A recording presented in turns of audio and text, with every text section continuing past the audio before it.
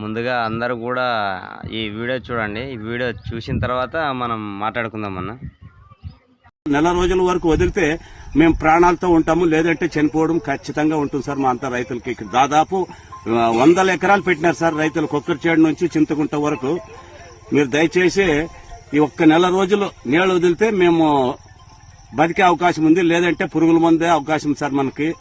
మరి దయచేసి మీరు నీళ్లు వదలని కోరుచున్నాం. మీ పేరు? మాది చింతకుంట సార్, కేఎం కల్లప్ప. కంకి పట్ట ఉండేటప్పుడు నీళ్లు ఈటికి 15 రోజులు అయింది. మాకు ఇంకా 20 రోజులు వదిలితే గాని మామంతా ప్రాణాలతో బతికే అవకాశం ఉండదు సార్. అది కర్నూలు జిల్లా ఆలూరు నియోజకవర్గము, ఆలారి మండలము, చింతకుంట గ్రామం. ఇక్కడ ఏప్రిల్ నెల వరకు హంద్రినీవ కాలువ నీళ్లు వదులుతుండ్రి. ఈసారి ఆ నీళ్లు వస్తాయనే ఉద్దేశంతో దాదాపు 100 ఎకరాలు వరి నాట్లు నాటుకున్నాము. దాదాపు లాస్ట్ ఆఖరి ఎరువులు కూడా వేసేసినాము.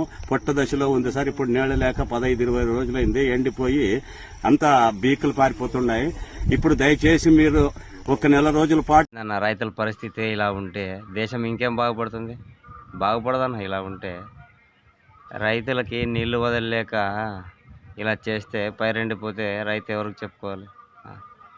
మరి రోజు రోజుకి రైతు పరిస్థితి ఇంకా దారుణంగా అయిపోతుందేమో. వ్యవసాయం చేయాలంటేనే భయం వేస్తుంది, అలా అయిపోతుంది. జై కిసాన్.